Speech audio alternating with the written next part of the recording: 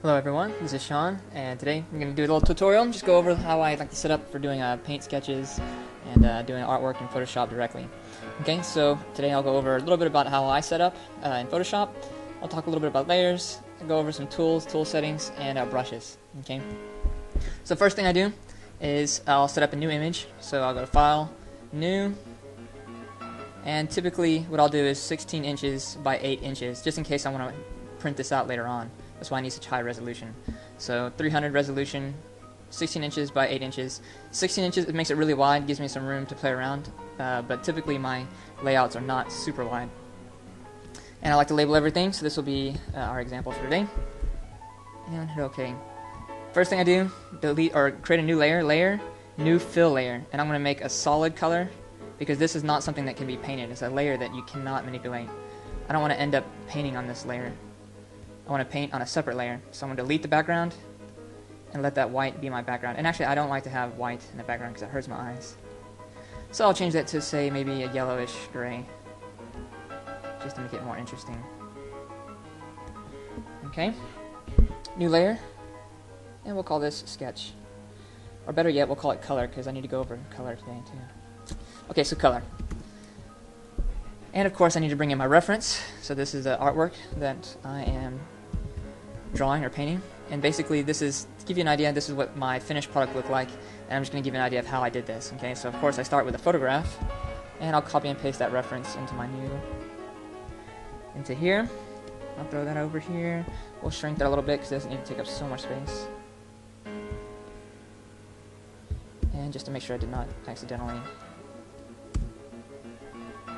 Okay, so got my reference image. I'm going to rename that reference. And I'm going to lock that, make a new layer. The only layer that I want unlocked is the one that I am working on. Okay. You could accidentally end up painting on the same layer as your reference, and that would be a big problem.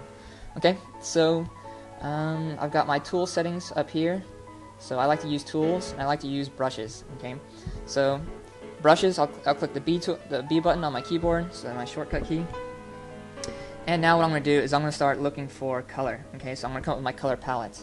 Now obviously I'm going to need a flesh tone. Now typically what I like to do is click on my color, and I'm looking for his flesh color, right? So I'm going to try to do it by eye, and then I'll use the eyedropper to see how close I got. So it's good to train your eye to see color, right? So of course it's a little bit yellow, with a little bit of red, and if we get up here between the yellow and the white, we should start to get some of those cream colors. Okay, his skin's a little dark. Actually, probably a lot darker than you think it is. Alright, so I'm going to go for this. That's a little too saturated, so we'll drag it over to the left. And I'm guessing it's probably going to look something like this. Okay, so now I can click on here, and when I use my eyedropper, it'll tell me how close I was. So you can see it. This is my the color I chose, and this is what the eyedropper sees. As you can see, there's a huge amount of variation actually within his face. It all looks like one color, but when you get down to reality, it is a huge amount of variations. But we're looking for a middle tone right now, so I would say middle tone is probably somewhere on his high cheek. And I'm not that far off. It's a little pink because the cheeks are always a little pink. But if I were to come down here, for instance, maybe his high lip. Actually, I'm just off a little bit. I need to make mine. I should have made mine more pink. Okay, so I'll just make that one color, and then I'll start to look for another one. Okay, so let's go for high color. Oh, you don't see that? That means I'm on multiply. I gotta change this to normal. And then, okay, so I got two colors, and I'm gonna go for a darker one. Well, let me try to do it by eye. I would guess it to be like this, but in actuality it is more like, this is the dark tone, right? Wow, a lot darker than I expected. Okay, so this will be my color palette, and of course I'll need one for his hair. So just to move along more quickly, that's a little more bluer than you might have imagined. So it's good to train your eye to see. Alright, that's dark blue. Right, we would think maybe his hair is dark brown, but in actuality, because there's so much sunlight on it, sunlight is blue, it makes his hair come out a little blue. Okay, so that's just a quick palette. so color palette. Now I'm going to move that out of the way a little bit, and I'm going to lock that layer and make a new layer for sketch. Okay, and I'll give you an idea of how I set up for my pencil brush. Okay, so sketch, and press the B button for brush, and I got my brushes here. So of course, these are your typical brushes, right? You got your soft and your hard. So of course I could draw him like this, but this is more like using ink, right? I want more of a pencil. So what I'm going to do is go down here, I'm going to turn the softness, I'll make it a little softer. And size is okay, it's a little big, but I'm going to just turn that down a little bit. And then, come over here, let's see, I want to make this, I want to turn down my flow. This is important, this is what makes it get smaller and bigger with your pen. So turn that on, that's size variability. And then, instead of turning down my opacity, I'm going to turn down my flow. And about 15% will make it to where what I can do is I can build up my lines. So if I go back and forth, it gets darker. Alright, so it's more like sketching. Okay. Let's see. So the way I usually draw is I look for big shapes. Well, first I'll draw gesture lines, okay? So I want to try to get that angle. So this angle is looking like this. Alright. So I'll draw that angle. And then I see a big circle here. I'll try to get that right. And then I see a triangle coming out from his jaw. I'll draw the eye line. Now again, this is at an angle, so I need to make sure I keep that angle. And then his nose line. And of course, this semicircle for his body, which comes halfway through his head.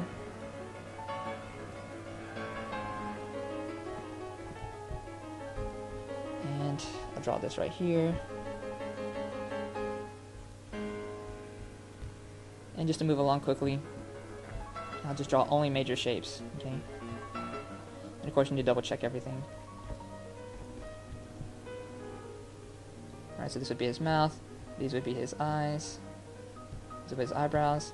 Now be careful, if you're trying to do a realistic painting, keep in mind that, you know, anime characters, cartoony characters, we usually make the eyes huge, but in reality, those eyes are not that far up, right? Usually, eye line is much lower than we realize, and much smaller than we realize. So in actuality, like if you look at top of his head to his jaw, his eyes are about the halfway point. So if this is the top of his head and this is the bottom, halfway point, that means that would actually be his, yeah, that's actually right. Okay, so his eyes would be a little bit below that, and eyebrows a little bit above it. And then mostly, your head is almost halfway hair. Okay, of course, drawing big shapes.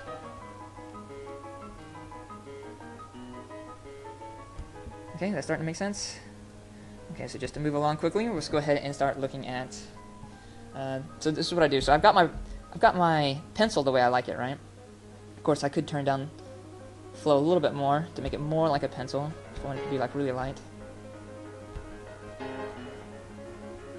Yeah, this is actually more how I like it. So now that I've got the way I want it, I should save this. So I'm going to go to my tool presets and create new, and I'm going to name that Sean's favorite pencil. So pencil. Okay. And so, I'm just going to, well, I've already got one named like that, but basically, so now you just go and click on pencil whenever you want those settings. But we're going to change the settings, because now what we're going to do is we're going to look for more of a paintbrush, okay? For me, this button here will bring up your brushes. I like to use this round brush right here. So this is a round curve. Round curve is actually very similar to what actual portrait painters use. Like it mimics that actual brush. And so you can play around with the stiffness, you can play around with the thickness, and you basically just have to keep playing around. Again, this went to multiply. I hate multiply, I want normal. And holding the Alt button, I'm going to cherry pick some color. Okay, flow is way too low. I need to turn up my flow. And just basically get this thing the way I want it. So I'm going to make that a little bigger. Paint with really broadly at first, and then you can work in detail at the very last, but work really big at first. And again, I need to turn up my flow a little bit. Oh, another major mistake I just made here. Keep your sketch separate from your paint layer. and label everything. Don't leave layers unnamed. That really bothers me. Okay, this is going to be paint layer. And again, everything should be locked except for this layer, because you could easily end up on the wrong layer and do all this work, and then you're going to regret it later. So just lock every layer except the one you want to be painting on. And you can actually turn off your layers if you want to. Another helpful tool, if you press, once you get set up the way you like, you can basically press the tab button and get rid of everything else. And of course, if you hold down the control button and the space button, you can zoom in. Hold down only the space button, you can move your canvas around. And with the alt button, if you're using B button will give you your brush, and if you hold down the alt button, you can quickly grab whatever color you want. So now my paint is going underneath my sketch. And if you want to get back to your layers and stuff, just press the tab button. And what I'm going to do is I'm going to turn my sketch transparency. I'm going to change the mode to overlay. No, not overlay. What is it? Maybe darken? Okay, we'll just stick with normal for now. But I'm going to turn the opacity way down. So I need to see just a hint of it. Okay, go back to my paint layer. Press the tab button. And I can now paint like crazy. Alright, if I use that darker one, you can see. And still, my opacity, my flow is too low. I'm just going to turn it up really high.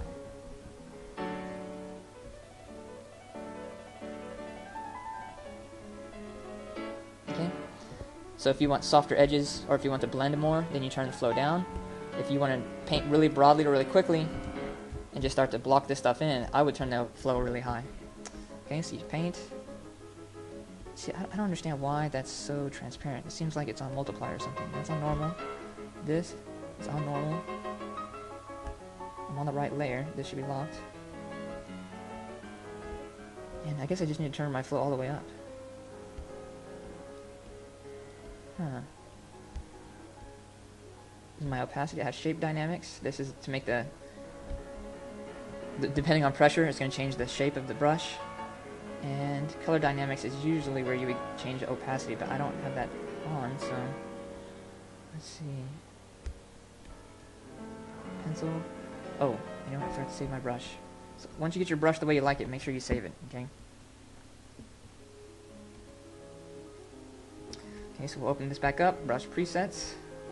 I'm looking for curve, round curve. You can change this. Right now I have it on text only. You can change it to large thumbnail. And basically I'm looking for this guy right here. Yeah, that's much more like it. Okay. I want to save this brush. Well, let me see if it's the size that I want. I want to make it bigger so I can block this stuff in.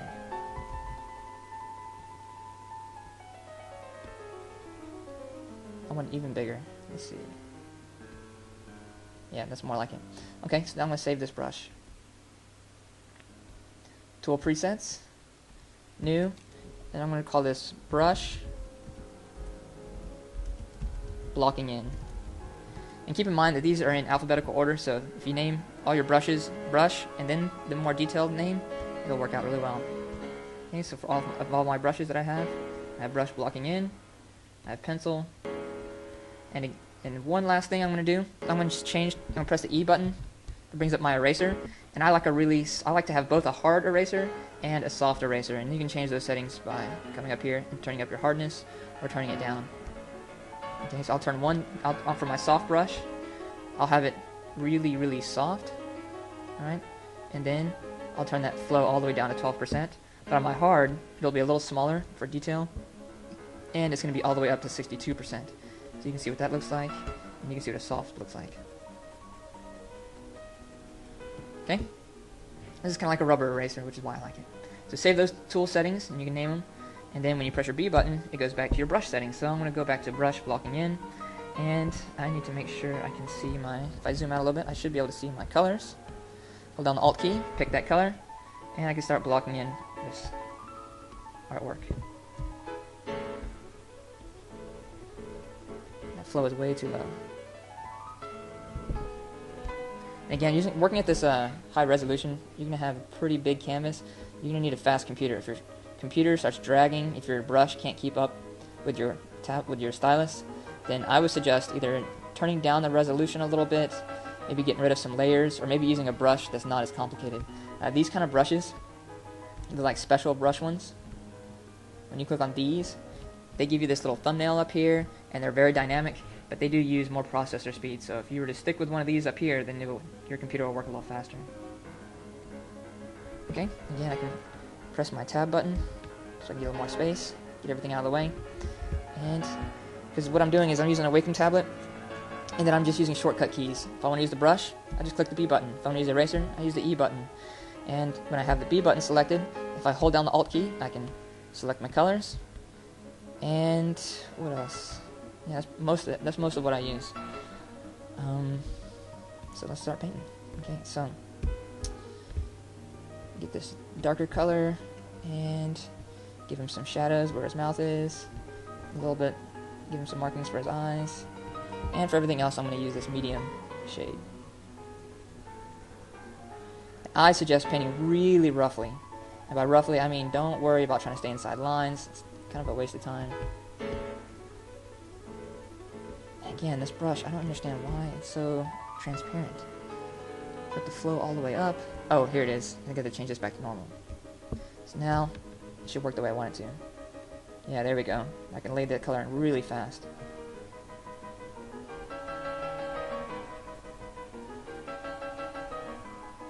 And again, work really rough. Really rough. If you're painting, just work super rough. Like even rougher than, even surprise yourself at how rough you work. Because I'm telling you, really good paintings, they're not that sharp. So you don't need to try to draw this thin line and then try to match up to that line. It's really unnecessary. If you look at reality, if you look at the way your eye sees things, there is no sharp, dark, like, lines between everything. Everything is kind of blends. Your edge of your head kind of blends into the background. And so when you paint really roughly, you kind of imitate that very easily, very quickly. And it's almost like having effects in your painting without having to work that hard to get paint effects in your painting. Okay, so just make sure, but you do want to get rid of this white. You don't want that white showing through. Okay, so I'll paint up into the hair and then get the hair and paint back down into the face, because the hair should overlap the face, right? And there's that sharp part in his hair. And basically I'll go outside the line a little bit. I can always bring it back if I need to.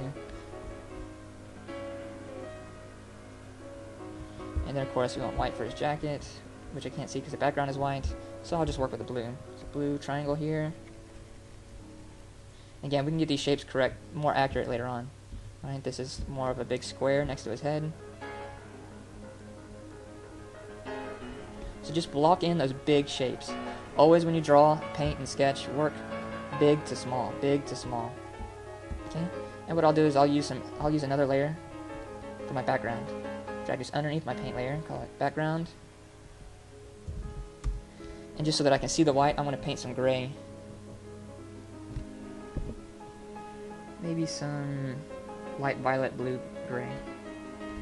And I'll just make my brush huge, and I'll paint some of that into the background. Computer's having a hard time to keep up. That's okay, I'm using a big brush, and I'm using a very dynamic brush. And basically I'm giving myself some background. And again, I don't like to work on white. White really hurts your eyes, and it's just so typical of an amateur artist to have like way too much white in their paintings. So the more you can get rid of the white, the easier it'll be on your eyes, the more professional your work will look, and it's just more fun. So it'll make the white that you do have stand out more. Okay.